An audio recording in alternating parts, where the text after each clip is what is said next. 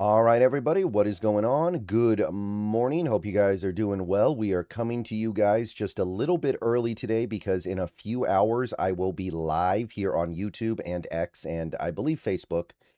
Sometimes we have issues with the stream on Facebook, but I will be live and I want to go ahead and get this video out before I start those streams. So, day 3 of free agency coming up, and also technically, if you want to be very clinical, the first actual day of free agency because these first 2 days and the first part of today is legal tampering. But later today, we will be entering the official free agency period. What that means, as it turns out, we actually learned yesterday with the whole Max Crosby thing, and I know that some people are going to be buzzing about that, and I know that it does on some level involve the Seahawks. I'm not going to get too deep into that right now. I don't know how compelled the Seahawks are going to be to get back involved there because something funky's going on, but I'll save that for another video. But I wanted to make this video to talk about the compensatory pick situation as things stand right now.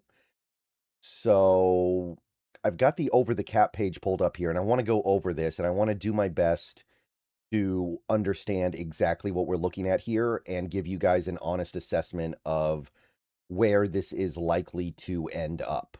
So, a couple things to keep in mind here. Over the cap does a great job here, but they're estimating. They can never really know for sure until the NFL announces comp picks, and they're not going to do that for almost a year. So this is just the best that we can do. Just because you see it here and just because it makes sense doesn't mean that it's going to happen. Nevertheless, this is about as good as we're going to do. And second, things change very quickly. And also, the formula by which these things are calculated is tricky.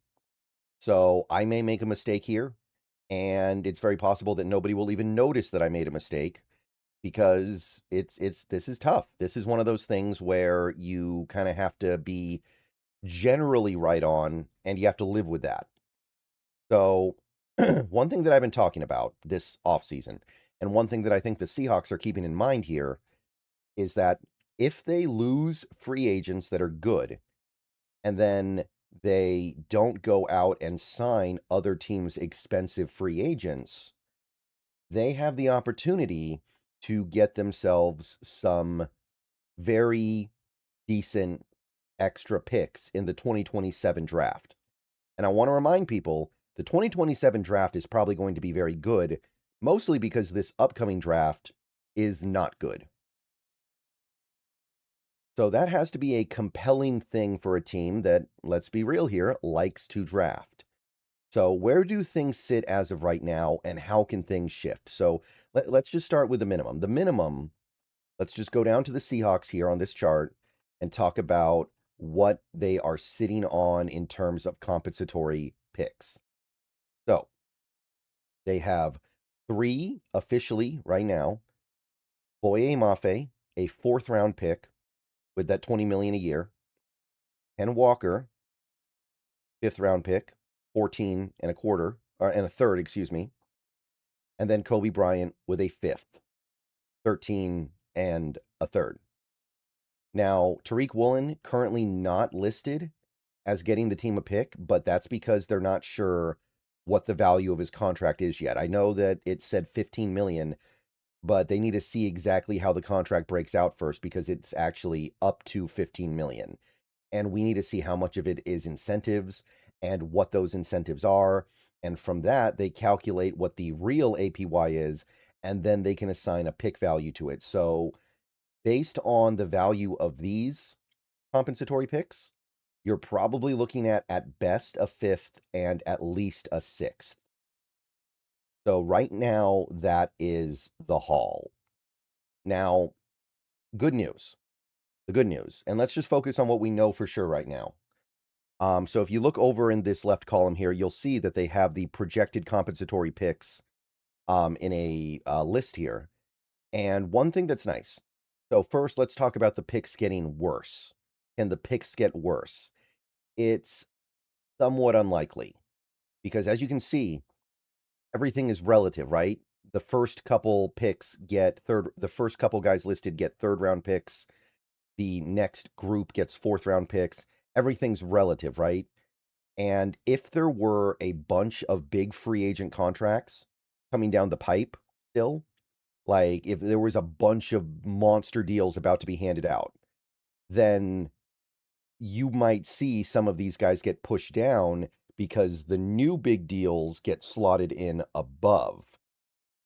But look how high up the Boye Mafe pick is compared to the other guys in the fourth round. Boye Mafe is in second place. Malik Willis, Romeo Dobbs, Jalen Watson, Devin Lloyd, those guys are all behind Boye Mafe.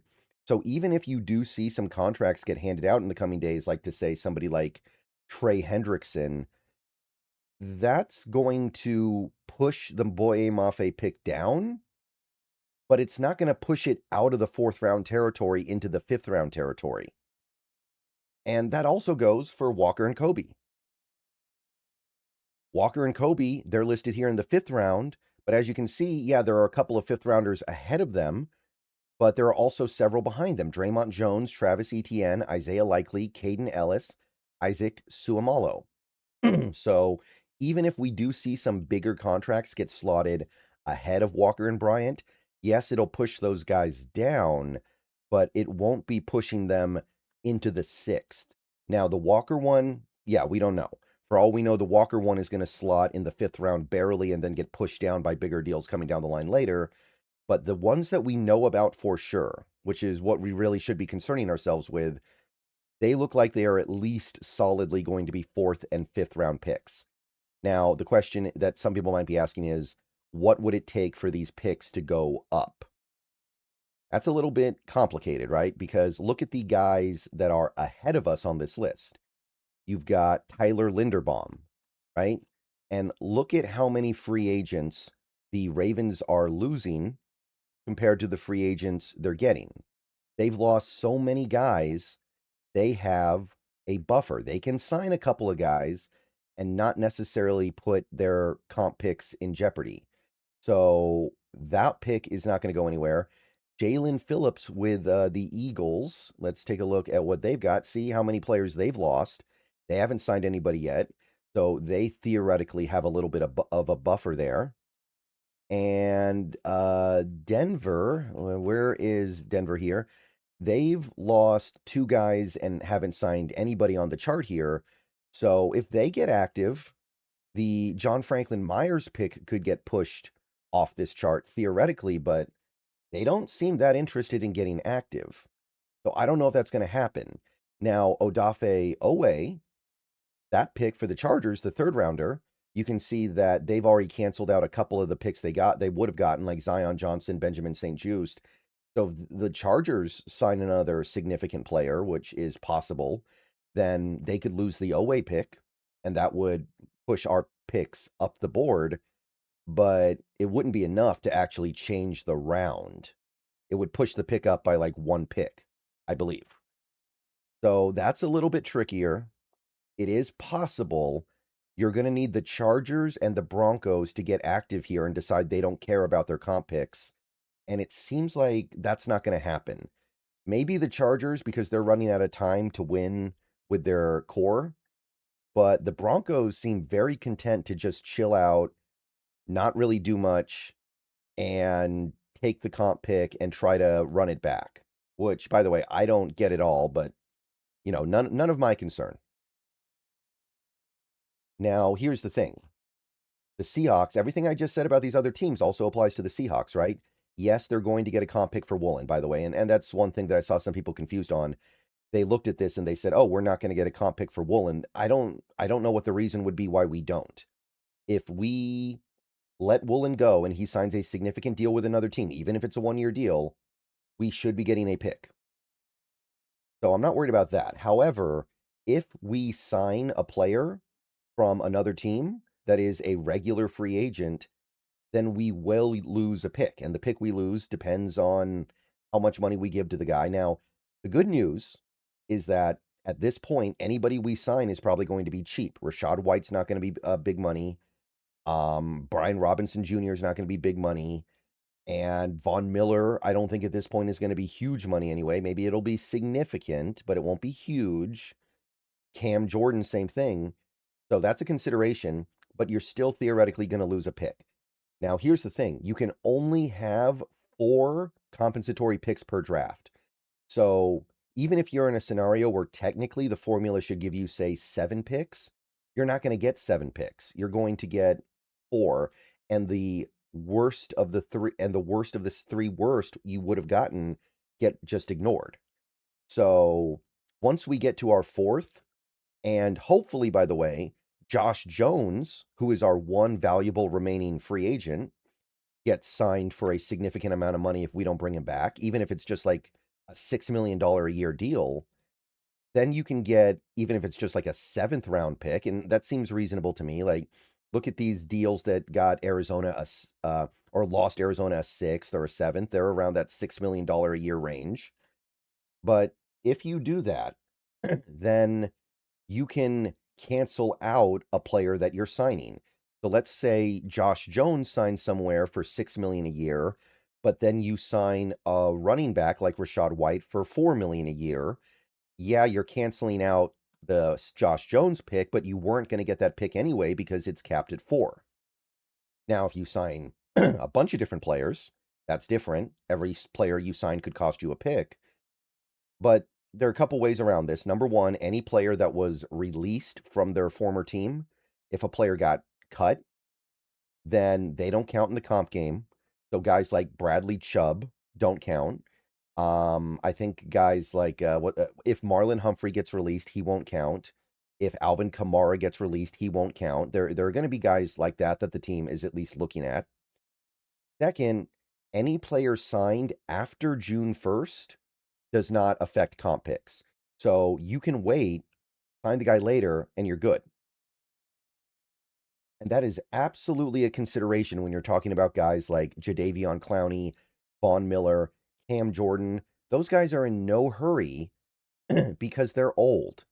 They don't need to participate in training camp. They don't need to go through OTAs. They maybe barely need preseason. They can work out on their own. And you saw Clowney do this last year. He didn't sign until well after the season started, and he went out there and was good for the Cowboys. He actually was good for them.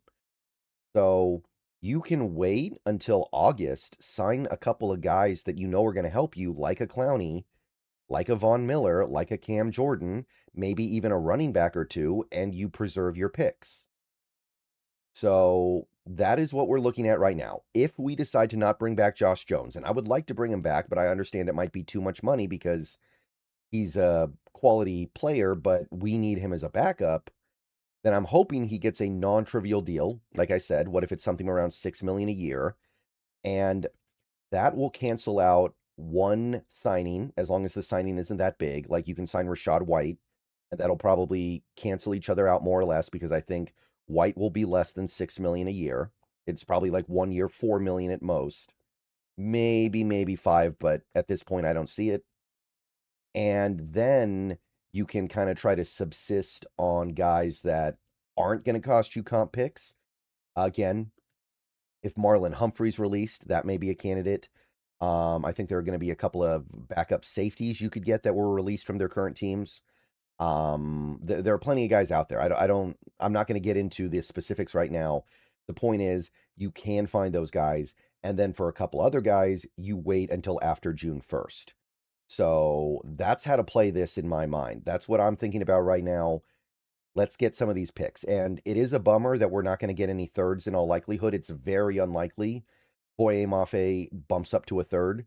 It would take a very specific confluence of events. But we're going to do well. And understand, again, that draft next year, you're going to have good stuff available in the 4th and 5th. It's not like this year. So that is the comp pick game right now. Let's get these numbers pumped. Let's see what we get for Woolen. Hopefully we get it later today. If not, then I'm not too worried about it. It'll be fine. And let's let it run from there. So silver linings, guys. I know we're bummed about losing some of these players. I know. But we're getting something out of it. Okay. See you guys later. Go Hawks. Gonna go live in a bit. Something to keep in mind.